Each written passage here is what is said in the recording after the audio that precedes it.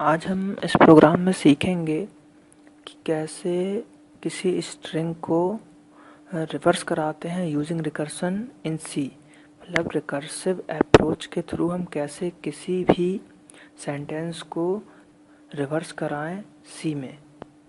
सबसे पहले हम हेडर फाइल का यूज़ करेंगे has include studio.h, has include conio.h, फिर void main reverse.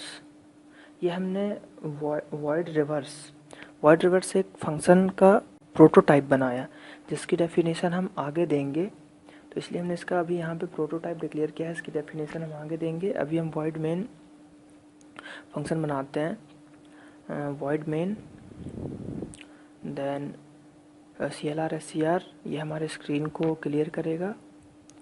Then printf enter a sentence. फिर हम रिवर्स फंक्शन को कॉल कराते हैं। वहाँ हमने प्रोटोटाइप बनाया था, यहाँ पे हम रिवर्स फंक्शन को कॉल करा रहे हैं। ये भी एक बहुत ही इजी वे है रिवर्स फंक्शन को कॉल कराने का। तो यहाँ पे हमने रिवर्स फंक्शन को कॉल कराया। Then get ch। अब हम रिवर्स फंक्शन का जो हमने प्रोटोटाइप ऊपर बनाया था उसकी अब हम डेफिनेशन देंगे कि रिवर्स फंक्शन क्या वर्क करेगा। तो वॉइड रिवर्स ये हमने फंक्शन बनाया, ये इसकी बॉडी। देन कैर सी हमने एक कैरेक्टर टाइप का वेरिएबल सी डिक्लेयर किया। Then scanner %c and address operator C.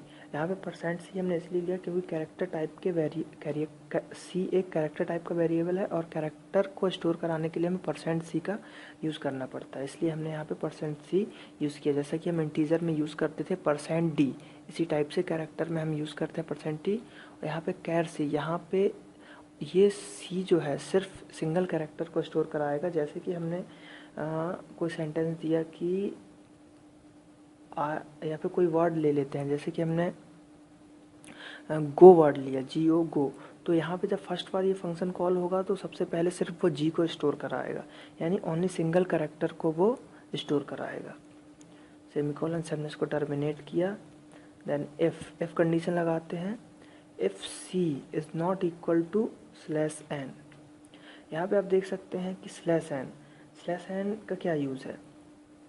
/n means next line, यानी कि जो कर्सर रहता है वो जब कोई भी सेंटेंस हमने एंटर करा उसके बाद नेक्स्ट लाइन पे आ जाता है। तो जब तक सी को वो नेक्स्ट लाइन पे कर्सर ना मिल जाए जब तक ये फंक्शन इफ़ कंडीशन चलती रहेगी। तो इसके अंदर हम लगाएंगे रिवर्स कॉल। मतलब यहाँ पे क्या हुआ, जैसे अगर ये कंडीशन ट्रू है कि c is not equal to /n, अगर ये कंडीशन ट्रू है तो वो रिवर्स फंक्शन को कॉल करा देगा। मीन्स रिवर्स फंक्शन जो था ये अपना वो रिवर्स के अंदर रिवर्स को ही कॉल करा रहा है, मतलब खुद को कॉल करा रहा है। तो रिकर्सिव फंक्शन की फंक्शनलिटी होती है कि वो खुद को फंक्शन के अंदर कॉल करे, और जब फंक्शन खुद को कॉल करता है तो इसको हम रिकर्सन कहते हैं। तो अब हम इसके बाद printf कराते हैं %c एंड c। तो यहाँ पे क्या करेगा कि जब भी, जैसे मान लीजिए GO गो था, एक स्ट्रिंग हमने गो ली, फिर उसके बाद C यहाँ पे उसने इनपुट लिया हमसे गो। देन उसने चेक किया कि नेक्स्ट लाइन है कि नहीं है, उसने गो को स्टोर करा लिया सी में, सिर्फ जी को अभी स्टोर कराया है फर्स्ट रिवर्स में। फिर जब सेकेंड बार कॉल हुआ तो उसने ओ को स्टोर करा लिया। देन जब वो प्रिंट करेगा तो जो सेकेंड लास्ट, यानी कि जो सेकेंड लास्ट वाला रिवर्स फंक्शन रहेगा उसको कॉल कराएगा, यानी कि ओ को प्रिंट कराएगा, फिर फर्स्ट वाला कराएगा जी, तो ओ जी, तो यानी कि ये रिवर्स हो जाएगा। इस तरीके से हम रिकर्सन का यूज़ करके स्ट्रिंग को रिवर्स कराएंगे। देन अब हम इसको कंपाइल करते हैं, 0 एरर। देन जैसे देखिए हम गो लेते हैं, गो ओ जी।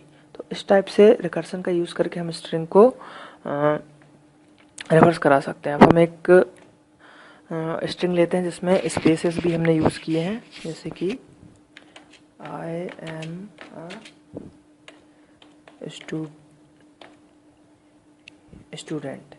तो अब हम इसको देखते हैं कि कैसे वो रिवर्स कराएगा।